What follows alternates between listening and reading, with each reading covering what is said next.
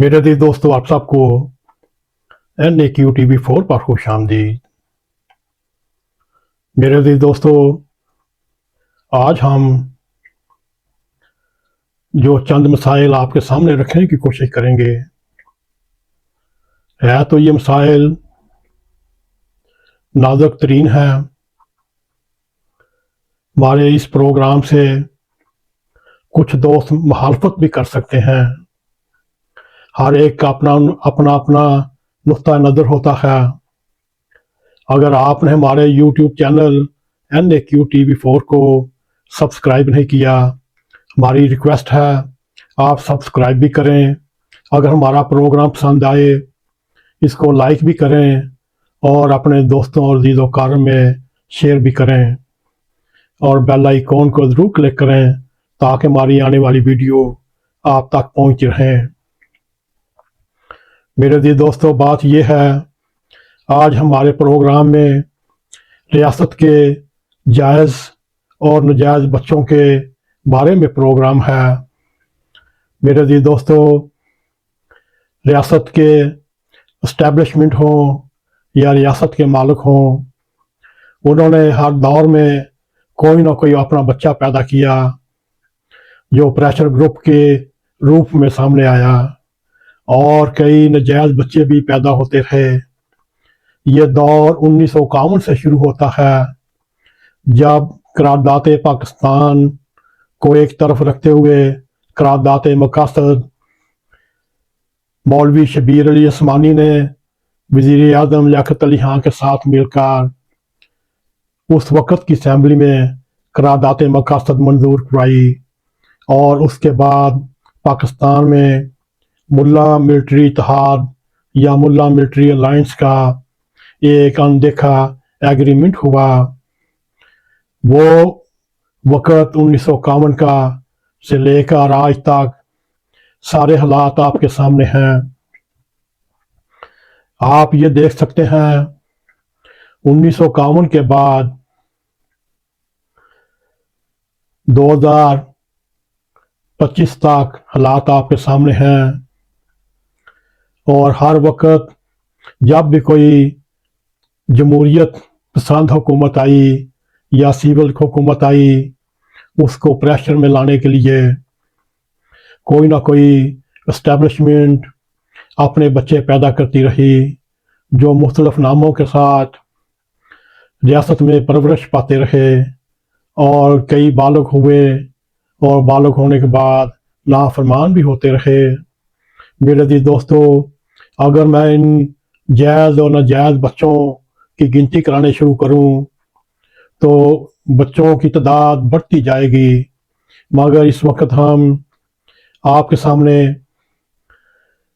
नाजायज़ और जायज़ चंद बच्चों का जिक्र करेंगे जो इस वक्त रियासत के सीने पर चढ़कर मूंग डाल रहे हैं और इन जायज़ और नाजायज़ बच्चों ने पाकिस्तान के वजूद को, पाकिस्तान की बका को, पाकिस्तान की सालमियत को दांव पे लगा रखा है। मेरे अज़ीज़ दोस्तों, ये 2004 की बात है, गालिबन 2005 कह सकते हैं, जब सूबा बलोचिस्तान में वहाँ की अवाम की हक तलफी होने लगी। वहाँ वडेरों और सरदारों का राज था। जो भी तरक्याती काम होने, जो भी सड़कें बननी, हर किस्म के वजारतें, मिनिस्टर, फंड जो भी जाते सरदारों के खाते में जाते। आगे वो अपने हारियों पर, अपने गुलामों पर क्या लगाते, उनको सहूलत क्या देते, उनके लिए कॉलेज स्कूल क्या खोलते, वो सब उसके खजाने में चले जाते। मेरे अज़ीज़ दोस्तों, इस तरह रियासत की भी, हुकूमतों की भी अपनी अपनी पॉलिसियाँ होती हैं। इस तरह वो सूबा बलोचिस्तान महरूमियों का शिकार हो गया। वहाँ ना तालीम है, ना पानी है, ना सेहत की सहूलतें हैं, ना सड़कें हैं। ये तो अब फ़ौज की मेहरबानी है जो इस वक्त हाईवेज़ और जदीद तरीन सड़कें नज़र आ रही हैं। ये सारी पाक फ़ौज की मेहनत और लगन है। मेरे अज़ीज़ दोस्तों, इस तरह बलोच जद की पसंदों ने जब ये देखा हमारे साथ नाइंसाफ़ी हो रही है, उन्होंने फिर आवाज़ उठानी शुरू की और उसके बाद फिर लद की पसंदों ने अपने अपने ग्रुप बनाकर रियासत के ख़िलाफ़, हुकूमत के ख़िलाफ़ लड़ना शुरू किया। अब लड़ते लड़ते अब BLA का नाम है, अल मजीद ब्रिगेड का नाम है, अल फातेह फोर्स का नाम है, अल ज़रार फोर्स का नाम है। ये सब BLA की शाखें हैं। अब ये बच्चे इतने ताकतवर हो चुके हैं। जाफर ट्रेन वाकया, जो ट्रेन को हाईजैक करना और उसके बाद कत्ल गारत जो हुई, वहाँ तक कि उसकी देखी जाए, वो आपके सामने हालात हैं। मेरे अज़ीज़ दोस्तों, अगर ये प्रोग्राम करें, ये हम तो मुख्तसर कर रहे हैं। इस प्रोग्राम में हमने 4 बच्चों का जिक्र करना है, जो जायज़ भी हैं, जो नाजायज़ भी हैं, जो नाइंसाफ़ियों, महरूमियों और मिसिंग पर्सन के बारे में जो इस वक्त अमन अमान का मसला बना हुआ है। बलोचिस्तान में भी अमन अमान का मसला है, कत्ल गारत जारी है, कौमियतें देख कर कत्ल गारत की जाती है, सराइकियों को भी मारा जाता है, पंजाबियों को भी मारा जाता है।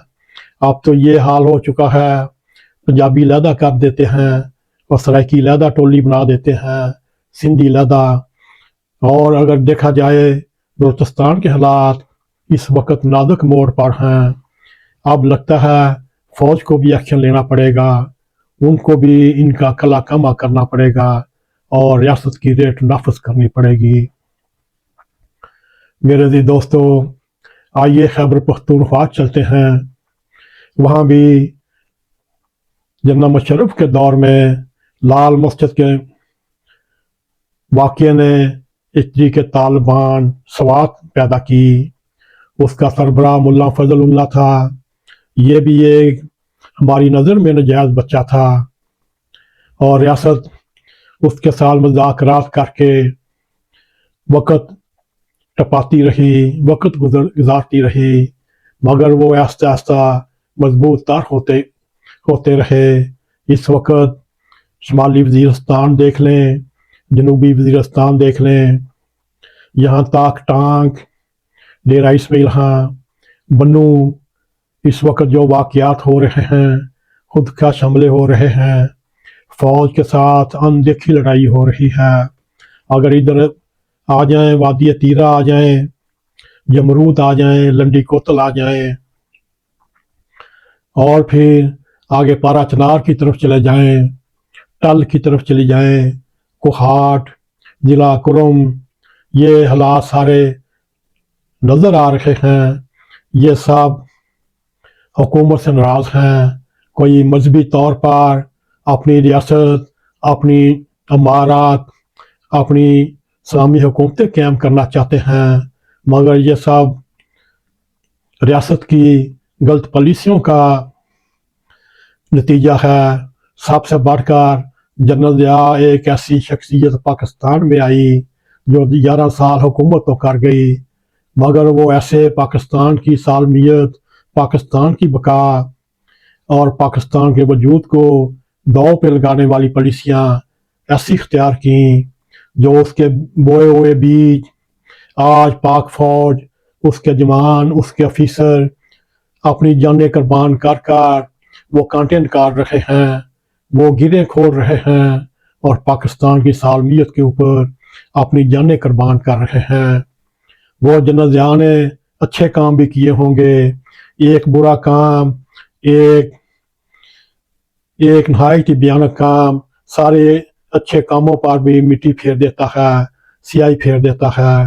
रहती दुनिया पर जनरल ज़िया का नाम ऐसे ही इस्तेमाल किया जाएगा जैसे हम लोग इस्तेमाल करते हैं।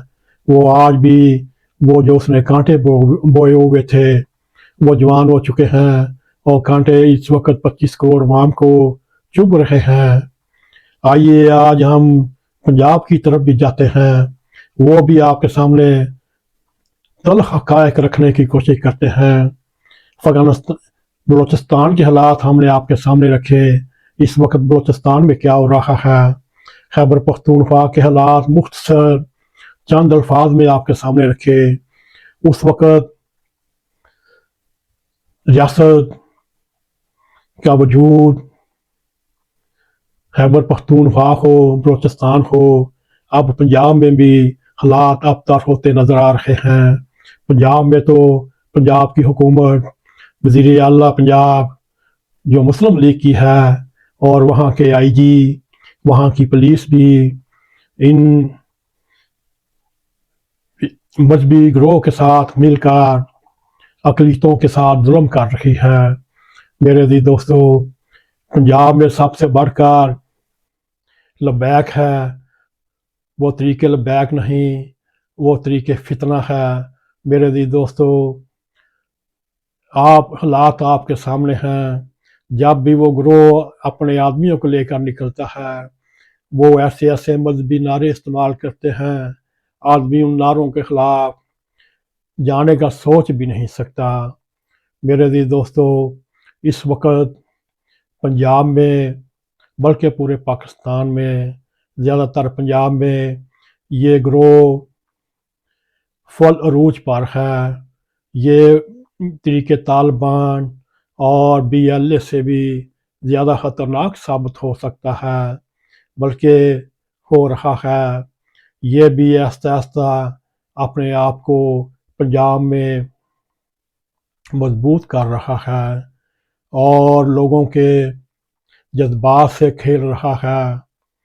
میرے عزیز دوستو، آپ کسی بھی شہر چلے جائیں، کسی بھی قصبے چلے جائیں، کسی بھی گاؤں میں چلے جائیں، پاکستان میں رہنے والی احمدیہ فرقے کے لوگوں کو انتہائی سخت طریقے سے ہراساں کر رہے ہیں، ان کے حقوق سلب کر رہے ہیں، ان کے خلاف ہر وقت سر تن سے جدا کرنے کی دھمکیاں دیتے رہے نہیں، دے رہے ہیں۔ وہ میرے عزیز دوستو، یہ سب حکومت کا فرض ہے، امن و امان قائم کرنا اور ہر پاکستانی کی حفاظت کرنا۔ مگر کیا کریں، اس وقت پنجاب پولیس بھی اس طریقے فتنہ کے خلاف مل کر احمدیہ فرقہ کے لوگوں کو تنگ کر رہی ہے، ان کی عبادت گاہوں کو مسمار کر رہی ہے، ان کی عبادت گاہوں کے منار گرا رہی ہے، ان کی عبادت گاہوں کے محراب گرا رہی ہے، ان کے عبادت گاہوں کے اوپر کلمہ لکھا جو ہوتا ہے اس کے اوپر نعوذ باللہ سیاہی پھیر رہی ہے، ان کی قبروں کو بھی توڑ رہے ہیں، ان کو بھی تباہ کر رہے ہیں۔ میرے عزیز دوستو، اگر آپ نے جماعت احمدیہ کے حالات دیکھنے ہوں، اس وقت پاکستان میں آپ دیکھ سکتے ہیں، اس وقت واحد احمدیہ فرقہ ہے جو کم پرستی کی حالت میں پاکستان میں رہ رہا ہے۔ نہ ان کے لیے کوئی کاروبار ہے، نہ ان کے لیے کوئی ملازمت ہے۔ سب سے بڑھ کر ان کے لیے زندہ رہنے کے لیے آہستہ آہستہ یہ وسائل بھی ختم کر رہے ہیں۔ اس میں حکومت بھی شامل ہے، حکومت کی خلا شیری کے ساتھ یہ طریقے لبیک سامنے آ رہی ہے، پولیس کی بھی پوری پشت پناہی ہے۔ میرے عزیز دوستو، یہ ہم نے آپ کے سامنے ریاست کے جائز اور ناجائز بچوں کی داستان رکھی۔ اس میں آپ خود اندازہ لگا سکتے ہیں ان میں ریاست کے جائز بچے کون ہیں اور ناجائز بچے کون ہیں، یہ فیصلہ آپ نے کرنا ہے۔ یہ میری رائے ہے۔ اگر آپ کو ہمارا یہ پروگرام پسند آئے، اس کو لائک بھی کریں، اس کو شیئر بھی کریں، کمنٹ سیکشن میں جا کر اپنا ذرائع خیال کرتے ہوئے NAQTV4 کو سبسکرائب کریں اور جاتے جاتے بیل آئیکن کو کلک کریں تاکہ ہماری آنے والی ویڈیو آپ تک پہنچتی رہیں۔ اسی کے ساتھ ہمیں اجازت دیں۔ السلام علیکم ورحمۃ اللہ وبرکاتہ.